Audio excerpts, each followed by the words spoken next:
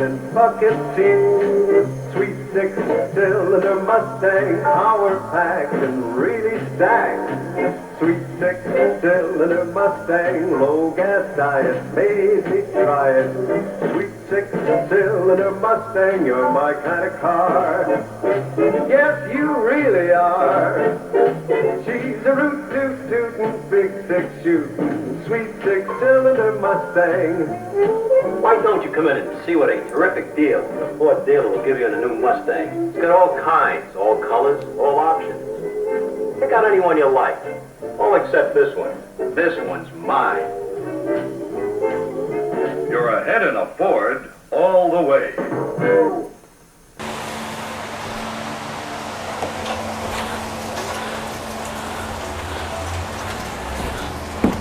Okay. Good job, Sid. Off in Memphis. Oh, we're gonna stop in Memphis. Put some thigh into it. I tried. No, it's the little spring arm is stuck. Yeah, See? There you go. Welcome to the channel, Scott's Garage HTX. Don't forget the HTX. And I'm gonna have an expert tell me all about this car. I believe it's a one-owner car that he's acquired. And you haven't acquired, you're just working on it for him, and it's gonna stay a one-owner car. Yep, fixing it for a friend. Fixing it for a friend. And, well, as you can see, it's a survivor. And I'm going to learn something about the 66 Mustang and what they're going to do with it. So they're keeping this, and it's really for the missus to keep on driving. Yep. Right? And by the way, this is my friend Jones, and he's a fellow car guy. We go to car shows together, and I always like picking his brain because he's got a lot of knowledge. This one is for the missus, and it has, what, how many miles does it have on it? Yeah, I didn't even look. Didn't even look, don't even care. No, it's a survivor. It's original paint, original engine, original transmission. Still has the engine tag on it. It's like original coil and distributor. It's done a lot of sitting, I think.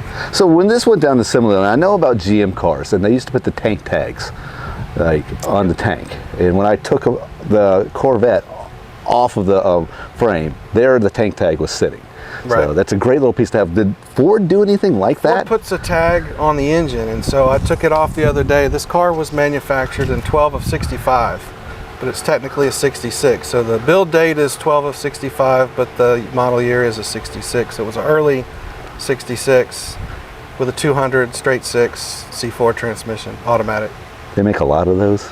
A lot. A lot of six. First one off the line was the 6-cylinder, wasn't it? Yes. Okay, there's some article I saw that lady still has the first one. Wow. She still has it, if I remember right. That's a great story. What's her plans with it? What's their plans with it? So the story on the car is the owner's mom bought the car in 1966, and the young lady then didn't want her mom to buy the Mustang. She wanted her mom to buy a station wagon so she could have that cool jump seat in the back like all her friends had. I remember those. Yeah, face backwards, pretty safe. And years later, she inherited the car in high school, and she got a good laugh because all her friends were driving station wagons and she had the Mustang. Which everybody wanted at the time. So she went off to college, the car sat. I think at some point they got the car back and drove it a little bit. It's been sitting since '05 this time. So we talked about it, and they were thinking about, doing a full restoration because the car has some sentimental value to it. And I came over and looked at it, and I told them, let's just get the car running. Let's get it on the road, see how you like it. It's not going to take a lot of work, I don't think, to get it on the road. It's got a little bit of rust in the floor pans, but the car's solid, it's straight, it's good, all original metal, not much rust.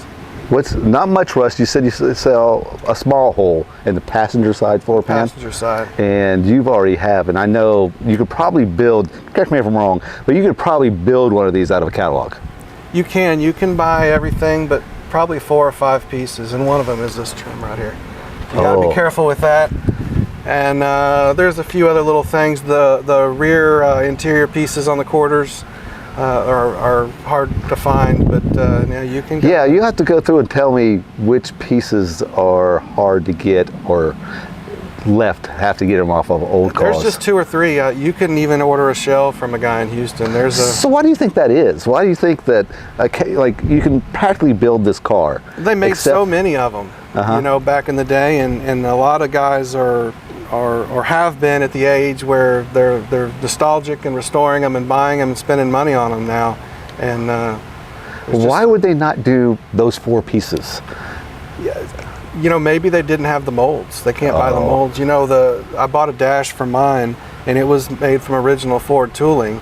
That makes sense. And if you get into, like the rear quarter replacements, little edge on the top, it's the Mustang's known, that sharp edge. Yes. If you buy a replacement quarter, it's smoother. So a lot of guys will buy that quarter and cut it in underneath because they don't want to lose that edge. And the rumor is that's because the stamp's been used so many times that is rounded off. It's not sharp anymore, yeah. So I don't know if that's true or not, but I did order a quarter and it was not acceptable with the body line. And that's what you did on yours. Yeah, so I cut you mine cut it about right 2 below. inches right below, yeah. Okay. Yeah, so you still have that nice sharp edge. What about the bumpers? Do you think you could use some repops on those? Yeah, $100, cheap. Most everything's cheap for this car. I was telling you earlier I was going to rebuild the carburetor, and I ordered one for $90 with the choke. That's a lot better than having to rebuild the carburetor. And it's a gamble because you don't know if it's clogged up or it's been sitting so long. The gas tank had a half inch of sludge in the bottom, so God knows what the carb has. So new tank, new line, at least blowing out the lines, new carburetor. Soaked them with penetrating fluid for a few days and then blew them out. They're stainless. They should be okay. Okay, and you put a pump on it, right? Yeah, put a new pump. Don't even mess with that. Yeah, that sounds like the best thing to do, quite honestly. And they're going to leave the patina. For now, we're gonna. Now, what were you saying you're going to do with it? Give it the Comet wash. Oh. So you use Comet and a sponge, scrape all the dirt and such, polish the rust a little bit and put a layer of wax over it. And it kind of seals it for a little while. It's not a permanent solution, but it'll make it semi-shiny and look like an old, cool, patinaed car. Do we have the caps on this side too? We have a couple of hubcaps. I'm not sure if we have them all. Okay. But once again, repops. They're not worried about showing the car or a concourse restoration. So, we'll do things like upgrade the distributor. We'll put a little modern distributor in it that you can buy parts at the parts house for, and things that make it a little more reliable and drivable. Because that's really what they want to do. Yeah, they want to drive the car and enjoy it. They don't really care about car shows or anything. It's sentimental. It reminds her of her family, and so. What about the interior are you going to do? It's pretty good. I think bang for the buck wise, we'll take the seats out. We'll make sure we get all the rust in the floorboards. We'll probably just do patches. The floor is good enough to where we can probably just patch the small holes with existing, aftermarket floorboards. Put some carpet in it, clean the seats, maybe put a dash, $100. Do you just use regular soapy detergent to clean the seats? Yeah, nothing special. They're vinyl. Yeah. So, and I think they'll clean up nice. I think it'd be a good looking car. Well, it's already a really good looking car. If you like original cars, if you like the one owners, survivors, and you're okay with the patina, as we call it these days, rust, that's just absolutely fine. AC. So it's got dealer installed air, and people call it factory air because they bought it that way, but Ford didn't start putting factory air in until, I don't know, the late 60s, 67, 8, I don't know the year, but so all these cars came without air conditioning, and the dealer would put it in before they sold it. Who supplied the AC? Was it a Ford distributor? They're Ford branded. I don't know who made them, Robin Air or somebody like that. I don't know. But they're under dash units, just... We've all seen them for the Mustangs they don't work underneath. very well on a good day, but this one looks to be intact. We'll take the compressor off. We'll put some. We'll drain the oil. Put some 134 oil in it, and do they come with any kind of upgrades, like on a stronger blower mower you can get, or a bigger condenser? So there's different ways you can go. You can utilize the factory under dash unit and get a modern sand and compressor conversion. They're more efficient. They're more reliable. They work better. You can get a more efficient. You can get a whole system that's a modern version of what's in there now that has it's just better designed. You can. It's designed for the 134. R, right? The new one, right? This is, you're going to lose a little bit of efficiency going from the R, which is a larger molecule. That's right. It's a little less efficient. Yeah. Vintage Air makes a great system. I put one in a 69 last year, and that's a bang for the buck. It replaces the whole underdash unit, and it's like a modern system with doors and variable speed blower motor, and fits right in, installs easy. I have a Vintage Air, and they're out of Austin, aren't they? Say El Paso, but El Paso. Somewhere in Texas. Okay, and I have one in my 69 Corvette, and it's designed for the 69 Corvette, and it's designed for 134R. Yeah. And that was the big difference, and it's ice cold. Reliable, ice cold. Uses the factory controls with modifications behind that you don't see. Right. And that's phenomenally designed. Yeah, you can't tell. You look in the car, you can't tell any difference. There's no fancy knobs. I think they're still use the existing knobs. $2 to $3 grand, you know. Well, in this heat, and we're right now, everybody calls it a heat wave. It's called summer. Texas. Yeah, Texas summer is what it's really called. But it's hot, and it's been hot for a good long time. So having AC, for me, is a must. You got to have it. Well, I got a car sitting. I know AC car sitting in there, and it's not getting driven. Yeah, so that's right. Because that's the issue. If you're not going to make it comfortable, and that was the issue with some of my cars. If it wasn't comfortable, you didn't want to drive it, so you didn't drive it. What's the point of having it? What's the point of having it? That's exactly right. So this car, let's just get it running and drive it. Make it safe and drive it. We had to switch to another camera because that camera is overheating and will not focus. So it is hot. Welcome to Texas. All right, first of all, walking around the car, you can see definite survivor. You know, the remains of a 1966 Mustang, and all the paint cracking. And you know, this was a one-stage paint, of course, back then. Lacquer. Yeah, I'm sure. Sir, lacquer paint, which is tougher than nails. You know, will last, but it won't last forever. Looks like they had some car mats or something right there. Yep. So, been stored in the garage. So after we walk around the car, what are some of the things that we need to kind of look for when picking up a Mustang? Well, I would say first, on a unibody car, you want to check the lines. It's just the door lines. You have to realize on the Mustangs, they never were great from the factory. You know, this is probably as good as it gets from the factory on these cars, but you're going to look for misaligned or close at the top, open on the bottom, and not even back here. It's a unibody car, so a wreck can twist it around or smush it. Another thing, you want to look in here, look at this seam to see if there's been any quarter panel replacement or anything. You should be able to tell if this has been replaced. Unless it was done by a high-end restoration shop, but most of the time there'll be bad spot welds or Bondo or something in here. Somewhere if any in work's there. Been done here. Yes. Yeah, which is somewhat common. Once again, you're going to look at the lines, just make sure they're straight. Nothing really sticks out on this car. It's not going to fit like a Bentley, but you're looking for 1/4 to 1/8 inch differences. Around and make sure nothing's shifted. This car's pretty good for the age. And you said something about the cowl as well? So the cowl is a big problem on these cars. If you look where those grates are, there's a hollow space underneath the car. As you're driving down the road, it creates a pressure, kind of like the cowl induction hoods. It pushes air in here. It pushes it to both sides, and it's open into the inside of the car. This side goes into the heater box. That side goes into a flap for the driver's side, for the airflow, right? So the air comes through here and comes out here. These are notorious for filling up with leaves right here. And when the leaves sit here, it can't drain out the inner fender, and they'll fill up with water. The water will sit there. It'll rust from the inside out. And a telltale sign of that is what you see here. You see a car with no other areas of leakage but rust in the floorboard. So this car's been leaking through the cowl into the floorboard. If you had rust up here, maybe the cowl's good, maybe it's not. But when you've got a good rust-free body, floor pans with holes in them, you probably got a bad cowl. If you look in here, you probably can't see with the camera, it's full of leaves. Oh, it is? It is, and unfortunately, if you look under the dash, you can see the cowl is rusted through. Old picture you found inside the car? Yeah, a little old Polaroid. That's really cool. Like a treasure hunt. Uh-huh. So It's this got is the original seat belts Maybe I'll go to open the side. Yeah, I can see what you're saying about the floors here. Not tremendously bad. No, not you know, it's not going to take a total floor replacement. It can be patched, but it's a sign of a bigger problem that is a big problem, because the whole front end of the car has to come apart to fix that cowl. Now, what some people will do, and you know, watch out for this when you're buying a vintage Mustang, they'll cover these.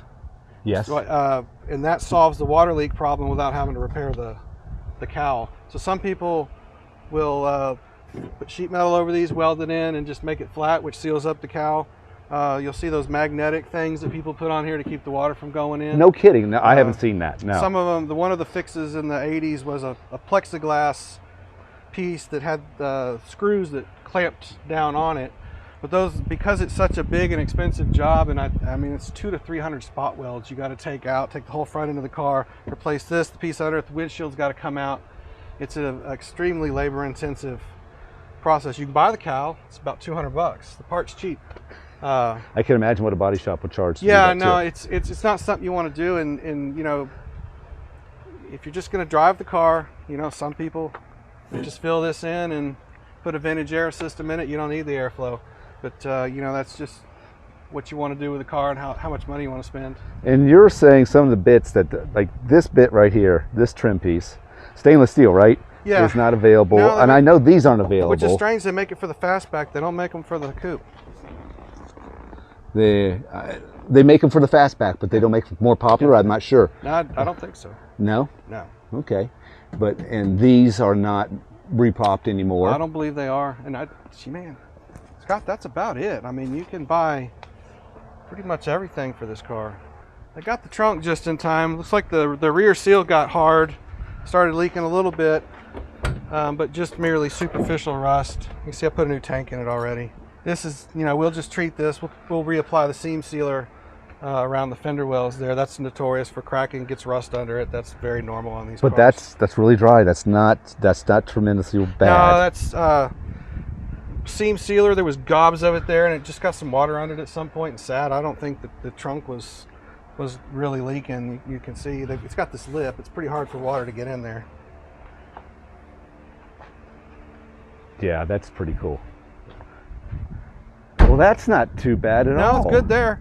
The engine bay's good. All original. Never owned by a teenager. So you're saying they didn't have one of what we would have done as a teenager to our cars. cars. I would have ruined this car as a teenager. Yeah, this straight six would have been gone within day 2. Yeah. And something, I don't care what it was going to be, at least a V8 would have been stuffed in there somehow. Yeah, or at least a 2 and probably wouldn't have changed the springs and the road out, found out how heavy that would be. No, I would have put a header on it and a Holly, the first day I had it. Yeah, of course. So you see, dealer installed air. You can see how they put the hoses in. They just screwed them to the cross members there. Frame supports. It's all there. It's all good. I wonder if those are, like, we see those in the shops today, right? Those hose clamps. I wonder if those are original to 1966, or did somebody do that afterwards? Yeah, it's hard to say. Yeah. It's hard to say. But this is definitely a replacement hose. That's fabricated. Yeah. Still got the washer bag there. Back when they used to use the bags. Yeah, so motor turns over. I think it'll run. We're going to put a carburetor on it, distributor, and give it a whirl probably next week. Probably change out that single. Yeah, definitely. We talked about cylinder. that. We're going to put a dual reservoir just for safety. And you can keep the drum brakes on. And yeah. Yeah. Yeah, it's not a hot rod. Doesn't need disc brakes. So I just want to bring back some old memories. Yeah. Well, this is the car to do it. I love that it's staying in the family. Yep. And they're not going to bastardize it, and they're not looking to make it so difficult or spend 80 grand, drop 80 grand on a full restoration, which they can do at any time. Yeah. But for right now, they're just looking to have a driver and bring back old memories. Enjoy the car. Yeah. That's wonderful. Yeah. Thanks for the go through on this stuff. Enjoyed it.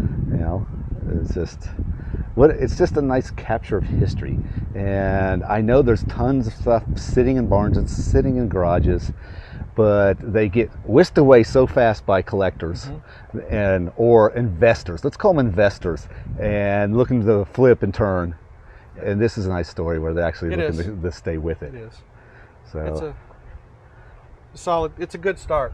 it's a great start. It's a lot better than what It could be a lot worse. And you were saying they thought it was just a trash car. They did. You know, they were ready to send it to the scrap yard, and I said, well, hang on, let me come over and look at it. And it's a good thing you did. So we need people like you. We need enthusiasts like you that can save these things, that can rein them back, talk them off the cliff. You know, you could spend $5,000 to $10,000 on this car and drive it. Or you could send it off for 2 or 3 years, spend 80 or 90, and get it back, and it, run just as good. Yeah, you're right. So wonderful. Thank you for your time on this. I hope everybody enjoyed it. I like little bits of history, and I think this would be a good little bit to put out there on YouTube and see people, tell us what they think. What would they do with it? That's what I'd like to hear. I'd like to hear on YouTube what they would do with this if this was sitting in their garage. Put LS in it? No, let's not put an LS in a Ford. That's like people are like, when I had my RX-7, is you gonna put an LS in it? No, no. Rear-wheel drive. Everything rear-wheel drive gets an LS. LS. Well, they're so easy to work on. They're so easy to do. Excellent. Thanks again, everybody out there. You guys keep on keeping on. We'll catch you next time.